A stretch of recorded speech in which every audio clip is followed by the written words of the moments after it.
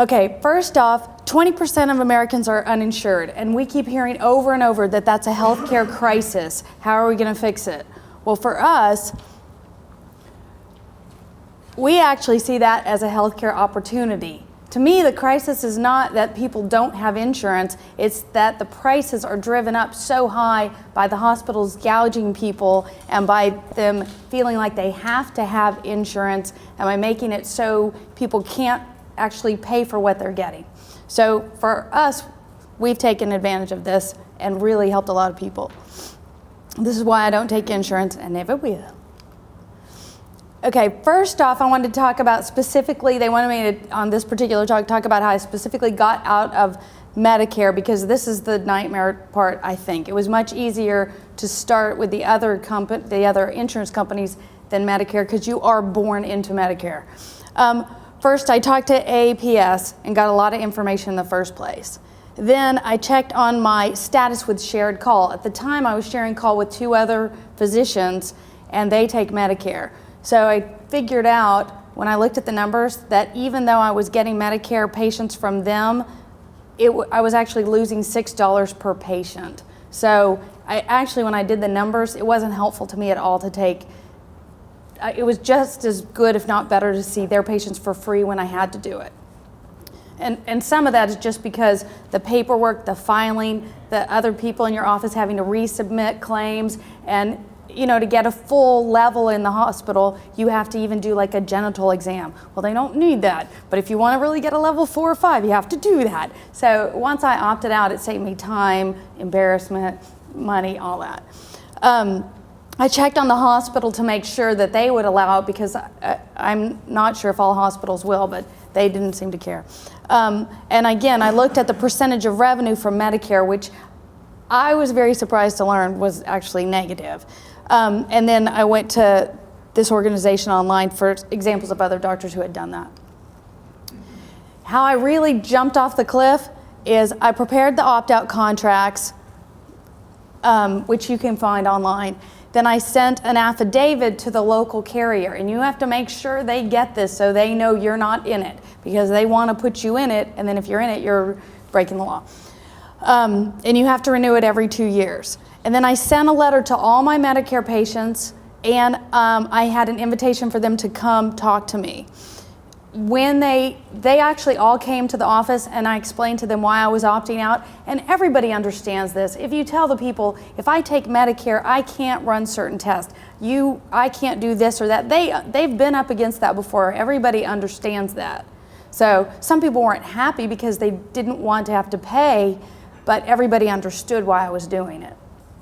So then it's required that all Medicare eligible patients have to sign a contract if they wanted to stay with me. So after we had the meeting, and partly, which you'll see later, how I run my practice is a lot of those people wanted to stay. I make house calls. If you're really sick, I don't even charge you. If you're dying from cancer, we don't charge you if you can't pay. So really, we only had, I think we had, of them, we had like 2% not sign at all. We've had a few kind of trickle out, but we've actually gotten way more Medicare patients since we opted out. So we had to make sure nobody felt left out too, because I didn't want there to be this big thing in the community. I'm in a fairly small community. I didn't want it to be like the evil doctor. So in the meeting, again, I told them why I was opting out, what it meant to them. I told them about my philosophy. And again, a lot of these patients, I had already made a house call on this one guy's wife when she was dying of cancer. I mean, everybody knew, and I'll let them talk amongst themselves so they would propagate why, being the kind of doctor I am, I didn't want to take Medicare. And I made a promise to them that I would continue to be that doctor for them if they stayed with me. Then the few that really didn't want to do it, I encouraged them to go ahead and sign a contract and use me as a backup. And a lot of these people will go to another doctor that takes Medicare, and when they're really sick, they'll come back and see me. Or if they can't get into the other doctor, they can come back and see me. And that happens a lot in my practice, which is fine with me. The results are I lost a few of my more demanding, time-consuming, staff-occupying patients, and I think you know the ones I'm talking about, which is fine. But I gained a lot more patients that were eligible that I really enjoy. then I left some of these people, like Miss Contra, who's 94 years old, and my LOL doesn't mean laugh out loud. Seriously. Anyway, I left those. And some of the ones that were over 90, I didn't even make a big deal with them. They don't even know. I didn't even, because it was too confusing. I don't want them to go to another doctor. I just don't charge them, and they never really even seem to notice. So I just left them. And then since that, my revenue really went up. For one thing, again, I wasn't losing money on all the documenting and trying to get everything exactly right, submitting, resubmitting, pre-authorization. I'm not losing that money. Plus, everybody who comes, for the most part, pays to see me. And also those spaces weren't taken up by the Medicare people, and they're opened up for people who really need to be seen, who are paying. And I can see the ones I want for free legally. Before this, if you take Medicare, you can't actually legally see anybody for free. So the benefits are I have way more patient time, lower overhead, more flexibility, better pay, more empowered patients, and I get to love on the patients, and they do the same to me. This is how I think it was before. So if you're seeing 40 patients a day, it's really hard to give them all good care. So with this whole practice, not taking any insurance, I get to spend a lot more time with them each time. I don't have to see 40 patients a day. I don't have a quota I have to meet. I can see as many or as few as I want. And I can address more than one thing at a visit. I usually don't just see them for a cold. I'm like, whoa, when was your last mammogram? I can address whatever needs to be addressed, or why are you crying? We can address as many things as we need to. I get to know the patients, and it strengthens the relationship. We build a base of trust and mutual caring, and I make it part of my job to remember the patients. To me, I have some friends who own a camp for kids, and they know everything there is about each kid, what their dog's name is, what their parents do, and I do the same thing. When I started, I would put a little note in there. This is Crazy Cat Lady, has 27 cats. But Crazy Cat Lady really likes it when I ask her, how are your cats doing? But that's a very important part of the practice, because it's a back and forth thing, and I really do know them. This one says, maybe it's not me, maybe the rest of the herd's gone mad, or that's how I feel. Because I really don't understand why more people don't do this, because it is so rewarding. Back to the practice, there's way less overhead. We don't have all that wasted time on pre-authorization, resubmission, ICD-9, or whatever they're called, codes. I don't have to do that at all, okay? There's no accounts receivable. I take credit cards. I know some people just take cash, but I take whatever they can give. But they pay at the time, just like you do when you get your groceries. The upfront cost, everybody knows how much it's gonna be. And that's my take-home pay. Whatever's in the cash drawer at the end of the day, that's how much I got paid that day. The harder I work, the more money I make. And there's more, the whole office is more personable because of this too. That really is my assistant with one of our patients, and this happens all the time. So with the more flexibility, there's obviously what we've heard today. There's much less government regulation. I was scared to death before that I was going to go to federal prison for breaking federal law if I didn't understand all the Medicare laws. Well, the Medicare laws and rules reach from the ground to the ceiling. Nobody can understand them. And when I would try to call and ask them, one person would tell me one thing, one would tell me the other. Well, either way, I'm breaking a federal rule every time I do something wrong. So I sleep much better at night knowing I'm not doing that. I actually am not a HIPAA covered entity, so I don't have to worry about that at all. I can also be very generous to the patients. Like we talked about before, I can see patients for free who are really sick. If they really need me, I can see them. And I can also be cautious and get reimbursed more for the patients I choose. For example, if people come in on their first visit and ask for a narcotic, I'd charge them $25 more. If they're rude to the staff, we put a little star on their chart, and however many stars you have, that's $10 more. So, and it makes us feel better too, So, but I can do whatever I want. I don't have to make up a way to make it a level 4 instead of a 3. Those patients a pain in the butt. They're getting charged more. And if we don't like the patients by the same time, or if the patient's not a good fit, I'm very comfortable having them go somewhere else, and I think they are too. I also have much more time at home this way. That's my family. Okay, here's examples of what we do. Teachers get a discount. If you come in wearing Spurs, you get $5 off, which I kind of did for marketing, but it's worked really well, plus I kind of like the Cowboys. You get free visits if you have a child with cancer. So if you have a kid who's got cancer, we see them for free if they don't have insurance or you need us. A kid who gets, and we just have kind of built these around the practice by what we saw as a need in the community. We give free visits for a kid who's in temporary foster care until they get coverage through Medicaid. Increased charge with narcotics, increased charge of food. This is, well, another sucker about 20 acres of swampland. Well, I kind of like the swampland. I think some people think I'm a sucker for not taking insurance, but for me, it's great. As a result of this, I have much more empowered patients. I have better relationships with them. They feel comfortable calling me. I have much better compliance. I was looking at my patients over 50, and I have 90% of them have had colonoscopies. That's good. I think the reason for that too is because they know me, they trust me. The number one reason why patients are not compliant is because they don't understand the doctor's recommendation. To me, that means they probably don't trust the whole medicine, physician milieu. Well, here I get to spend a lot more time with them and explain to them why. They understand it. Plus, if you pay for something, it's worth that much. If you pay $10 to see a doctor, how much are they worth? If you pay $100 to see a doctor, how much are they worth? I think the whole perceived value is much higher, which I think is very important. I really think when you want to talk about an old-fashioned doctor, I am an old-fashioned doctor. I don't look like one, but I am. And back in the old days, people really did respect their doctors. They were on a whole different level of society. We work really hard to get where we are, and I believe we should be at that same level. People should think of us that way, and we should work hard to be thought of at that level.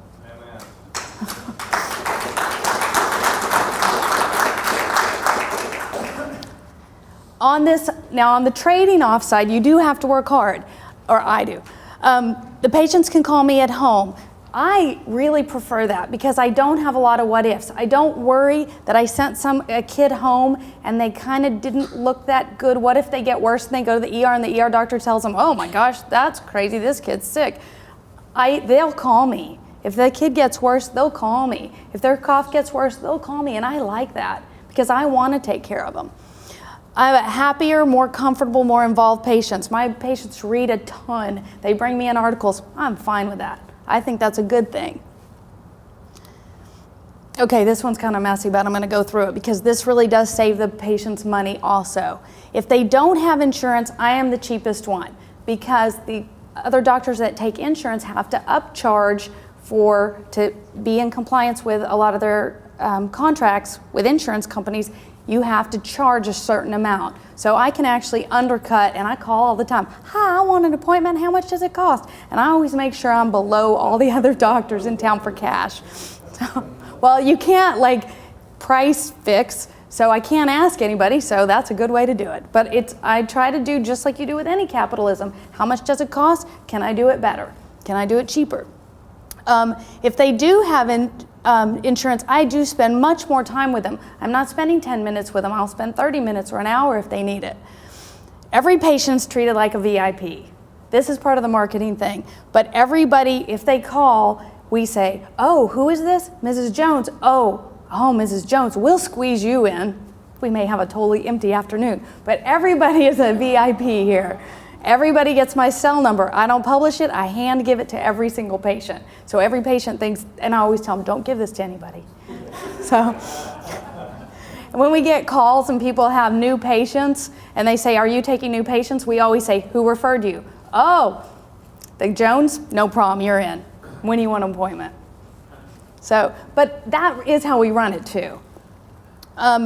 We also give a discounted lab prices. I negotiate my lab prices with the company we use CPL. I negotiate those prices and pass that on to the patients, and they get a substantial savings. We have an indigent health clinic in town where you can see the doctor based on a sliding scale. Sometimes it's $0, sometimes it's $25, but their lab there for a CBC is $79. Ours is $15. So if you come to see us, you have to pay for the doctor visit, but you're going to save a significant amount if you need any lab done. So that's something we use, and some of the doctors at the rural health clinic will refer patients to us. So I actually make money that way and help the community even if they're not my patients. The last thing too is the lab results are not reported to anybody but the patient. So patients that don't want the government, the insurance companies, their employers to know their labs, they don't have to. They're only reported to us and an ordering doctor if it's from another place. Okay, so here's the payoff. I love going to work every single day. That's sometimes why I don't come to these, because I prefer to go to work. I love going to work. I get to make house calls. I don't know, do any of you all make house calls? Love house calls. I don't know why more people don't do house calls. When you do house calls, you learn about the patient, you learn about where they come from and where they're going, and you can help people so much. And you know, oh, he fell in the kitchen, that's hard tile. Can he move his leg? Is his hip broken? And you know, last time I went out and did a house call, this guy had all these National Geographics on the wall, and he has bad Alzheimer's. And his son told me, that's him. He was one of the first skydivers for fun. I never would have known that. So I think it's fascinating and it's really interesting. It makes my job a lot more fun. The patients do see me as a friend, which is to me a huge payoff. I have tons of friends. If I ever needed anything, people would be more than happy to help me. But the whole point of it is that you're the doctor you're supposed to be. You're that old-fashioned doctor that people care about, and you care about your patients.